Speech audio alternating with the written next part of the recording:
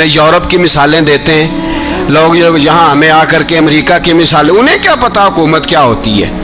وہ کہتے ہیں جی وہ سائیکل پہ جاتا ہے ان کا حکمران۔ میں نے کہا وہ سائیکل پہ جاتا ہے؟ میرے عمر فاروق مدینے سے مکے گئے تھے تو پیدل ہی حج کرنے چلے گئے، پیدل ہی۔ اور جناب عمر فاروق رضی اللہ تعالیٰ عنہ عید کی نماز پڑھانے گئے، عید کی نماز عمر خطبہ عید دینے گئے۔ اور اس زمانے میں کون سا غریب ہے جو ننگے پاؤں جاتا ہو؟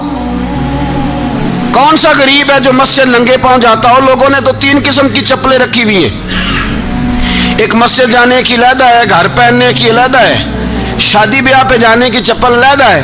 حضرت عمر فاروق رضی اللہ تعالیٰ عنہ نکلے عید کا خطبہ دینے کے لیے تو بیوی سے کہنے لگے جوتا۔ اس نے کہا صاحب اتنی دفعہ ٹوٹا ہے اب گانٹھا نہیں جا سکتا، اتنی دفعہ ٹوٹا ہے کہ اب دوبارہ پیمند نہیں لگ سکتے۔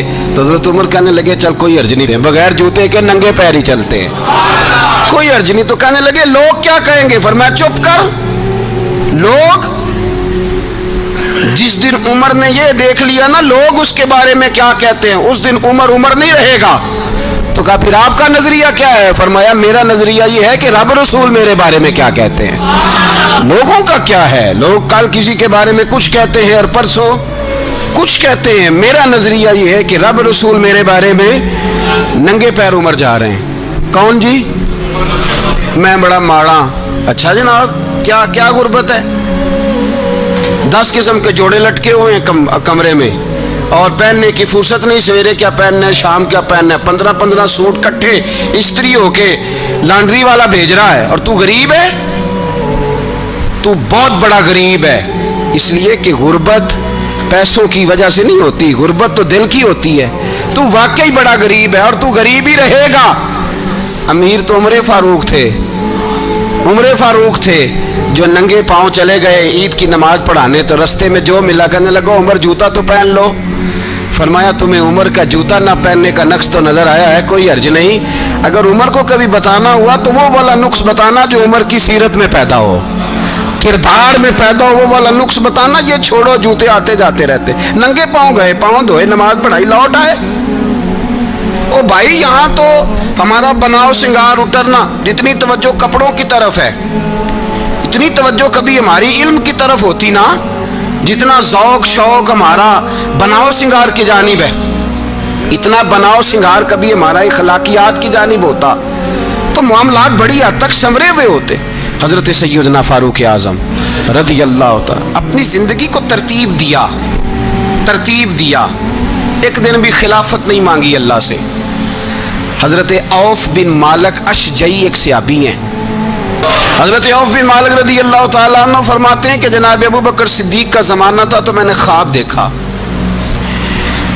میں نے خواب میں جناب عمر کو دیکھا، اور میں نے دیکھا کہ کوئی کہنے والا کہہ رہا ہے کہ عمر وہ ہے کہ اللہ کے رستے میں کوئی اسے جتنا مرضی برا بھلا کہے یہ پرواہ نہیں کرتا۔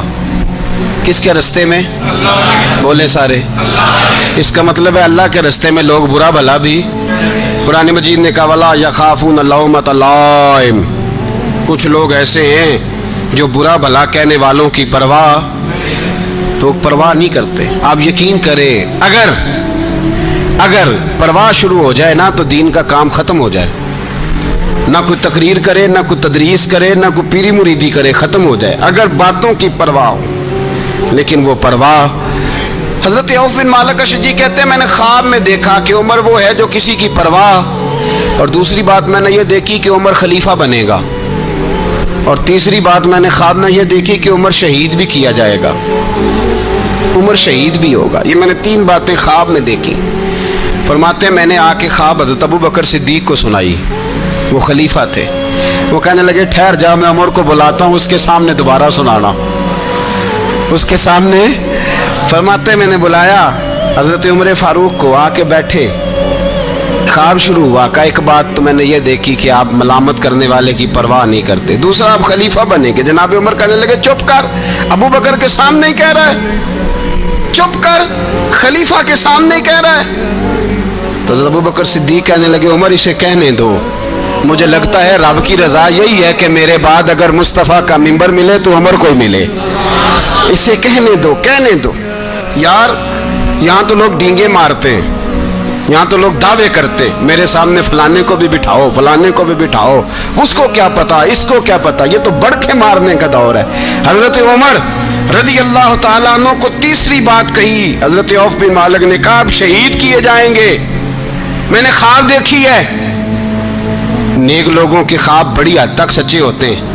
کہا میں نے خواب دیکھی ہے، تو حضرت عمر کہنے لگے شہید تو دلیر لوگ ہوتے ہیں، شہید تو دلیر، جسے سارا زمانہ دلیر کہہ رہا ہے وہ اپنے بارے میں کیا کہہ رہے ہیں؟ کہتے ہیں شہید تو دلیر، میں تو کاہل سا آدمی ہوں، سست آدمی ہوں، میں تو اتنا کام ہی نہیں کرتا، تو یہ خواب تو نے جو ٹھیک ہے دیکھا ہے نا، پھر سے دیکھنا۔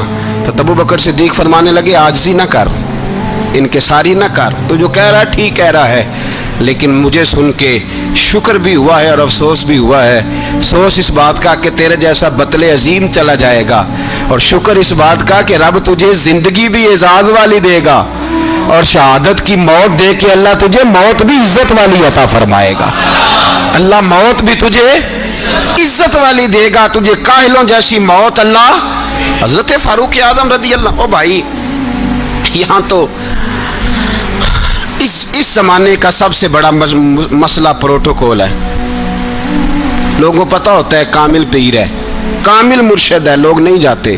میں کسی کا مرید ہو جاؤں، میرا پروٹوکول کدھر گیا؟ پتہ ہوتا ہے یہ کامل استاد ہے، میں اس کے پاس بیٹھوں گا تو میری تربیت کرے گا، لیکن لوگ شاگرد نہیں بنتے، میں کدھر گئی؟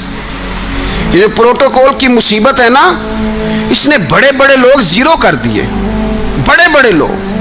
اور یہ مت سمجھے کہ آپ کا وزیر اعظم پروٹوکول لیتا ہے یا آپ کا صدر پروٹوکول، وزراء، ایسی کوئی بات نہیں۔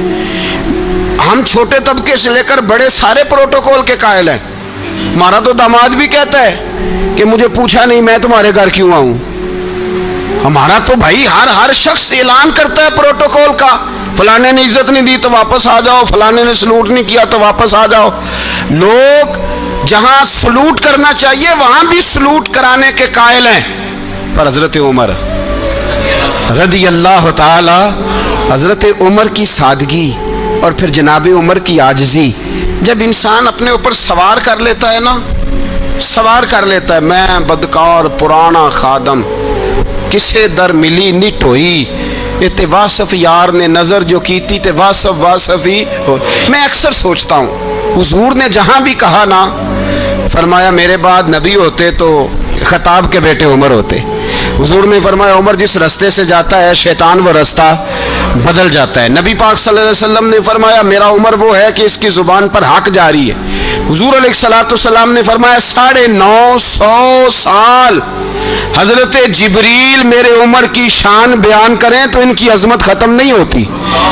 950 سال جبریل عظمت بیان کرے تو ختم نہیں ہوتی۔ یہ بات ہے حضرت عمر کی، اور فرمایا عمر ابو بکر کی نیکیوں میں سے ایک نیکی ہے، یہ شان ہے عمر فاروق رضی اللہ تعالیٰ عنہ کی۔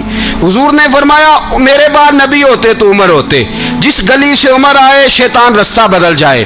میرے عمر فاروق کی شان 950 سال بیان ہو تو ختم نہ ہو۔ عمر کی زبان پر اللہ حق بیان کرتا ہے، جو عمر کہتا ہے وہی رب کر دیتا ہے۔ حضور ساری زندگی فضیلتیں بیان کرتے رہے، عمر جواب میں کیا کہتے ہیں؟ کوئی بتائے نا کہ یہ والی حدیثیں کبھی عمر نے بھی روایت کی ہوں کہ حضور نے میرے بارے میں یہ کہا ہے۔ یہ روایتیں وہ روایت نہیں کرتے، ان سے جب لوگ کہتے عمر تیری بڑی بات ہے تو عمر رو پڑتے، کہتے میں تو اونٹ چرانے والے باپ کا بیٹا ہوں، میں تو اونٹ چرانے والے باپ کا بیٹا، اونٹ چرا۔ اس سے آگے عمر گئے ہی نہیں ساری زندگی، اس سے آگے لفظ ہی نہیں ادا کی۔ اور میں تو بھائی اونٹ چرانے والا، میرا باپ تو اونٹ چرایا کرتا تھا، 10 اونٹ تھے، میری ڈیوٹی ہوتی تھی، سنبھالے نہیں جاتے تھے، ابا ڈنڈوں سے مارتا تھا۔ ساری زندگی عمر حج کرنے گئے، ایک خشک تنا کھجور کا عمر فاروق رضی اللہ تعالیٰ عنہ نے اس کو اپنے کلاوے میں لیا، رونے لگے۔ لوگوں نے کہا عمر کیا ہوا؟ فرمانے لگے یہاں میں اونٹ چرایا کرتا تھا، یہاں میں اونٹ چراتا تھا، 10 اونٹ سنبھالے نہیں جاتے تھے۔ دیکھو رسول اللہ کی شان، آج ساری امت چلانے کا طریقہ عطا فرما دیا ہے۔